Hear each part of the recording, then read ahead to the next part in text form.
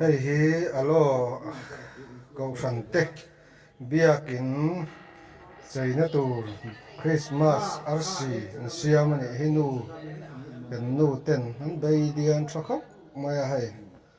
chunga hian bal po arsi kiltina hen da ngai mai thei ni pakhat chau hian a en kim lo mai theia voin chu hen siam lian khau mai rama pa lamin chung lam te pon lam te kan khoya pusang te hei po pusang an hei pahni akhai tawa helama hian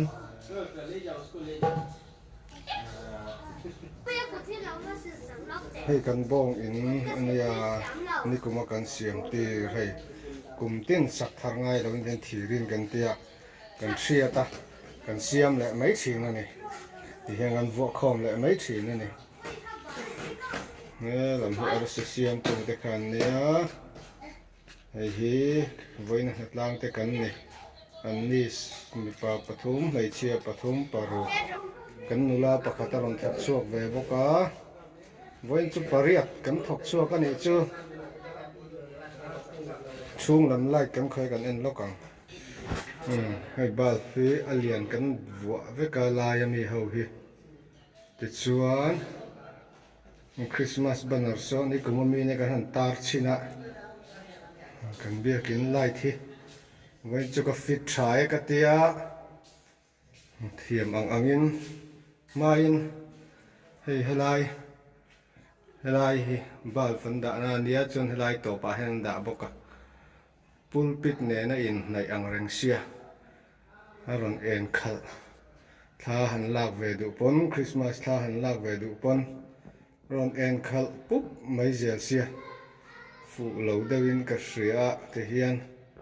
voin chu Christmas decoration budget atangin ngang suai tu te ka leiti ra hei helama hian pakhat ka da a bal chun helama hian pakhat kan da boka helam hi nuam taw khap mai helai hi pulpit thu sei tu chem tu ania kholum lain lum thei tu ka fan te kan da ve ni kan biakin hi kan tilang ve nge chung hi kim changin thu theng te hi kumina rong kan kap thar le kha ni a hlui to hlom nge na sal tu ka rei ve to a chun heng lai vel hi kan sound control na vel te la ni hei hi biakin tak nei ma biakin ta na kan rin ani a biakin hun hi kan la nei lawa hemi in chung lama khian sak thu jam tu ra ruwa man de ura wala ula nia maro chu kan sa chun jom thei ri lawa ni chan chu abul loka sona pia me son higher secondary school oma helai dana hian school zirna school bula biakin te nei alo rem lawa chutiang chuan chung lam chu kan chun jom ri lawa te hian huai bera kan in khoma pastor quarter hi biakin chunga omani ti hian chuan thalak pon hei aron en khal ru to lowanga he bulb kan da na hlui chu ti hian alang maya tha han la khianin alang moi lo thin aron reflect lata nang chuan tuna chuan hei adik thlap to current hi om lo zau thina generator hi kan mang thina current aron om lo hriat nan ti lai mi khi kan da thar boka direct in zero bulb kan da a generator on hian current on om lo pona han chu areng ngai thina chuwang chuan khi direct bulb kan da a ron en chuan generator kan bo off mai don ani an bang trap to a haida thum dali retrap to a voina tan chuan Christmas biakin chei natlang ani khatna chikan du tok trap to mai thei ani kan nin ti felanga kai po ka na kan chun jom le phot ange light fit kala zo chi lo deu boka arsi kan khai fel chi dar nga le chan ve ania arsi kan khai fel chia mày hao tắc về khóc mày pali chậu cần nè bà pali chậu sang xìa mò hết thì hi với nó cần là pon lắm nè nấu bằng hậu pon lên khuôn tới em lại mày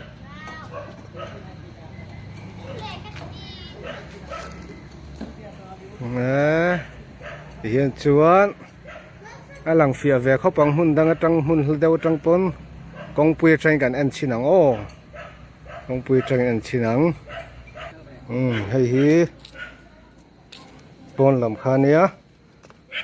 chuan hay hi pastor quarter kan ti khamo chung kha an hnuai kha biakin khi kan ar sikhai chu ni a phezek zeka a disco light khi engkim lowa lo na tira khana thavek se khi lo engkim lo ni khi hnuai lam tuk lama kan check leng ti hian aruna chala iron kalani chuan December tha arsi alo in khai na le alo in tar na kha Christian in ani Christian te hi chuan December ni khata hian arsi an tar vek to thina ni December jing atang hian an tar thina tin chuan bei ma thin khop ani hei kan la chei zo lo nangin ti moi ve viau to ni kum khan kan chet lai deuh hleka kumin chu hei December ni khata natlang masa kan han kowa ti hian kan na chu ni ta ni biakin chung lam hi zan lama hian a eng tha em kan light fit te kan check lokang mu nuam ta he mai he light don reflect na sat lu tuk kha om to lo ve khi bal pani kan khai na bal kan han sona mu nuam ta zai zai khop mai hian chuan he thalak po fia to don ni hi a test nan pusang a ding chin ro se ai du na cái thalak po ba bố sundar ho gaya adik khap toi moi to don khop mày 1 2 dik zai tamai dikhan chuan cái Christmas tree này té đẹp hết cả nu hawin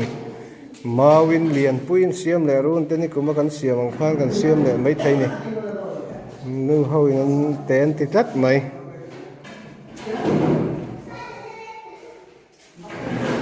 cái kan banner hlui ni kuma mi ni ya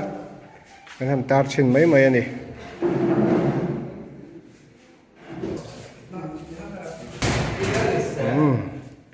cái tiếng rong khá ni phốt mấy rõ xe tún trùm gần hạt lang chứ kí nạ ni đang ngạ khăn hạt lang lẽng ni sầm ni pathum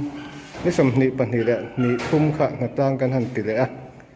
chứ việc mà bộ chuan anh nghe một con khởi lẽ đòn anh này tiếng rong khá ni ri phốt mấy tệ xe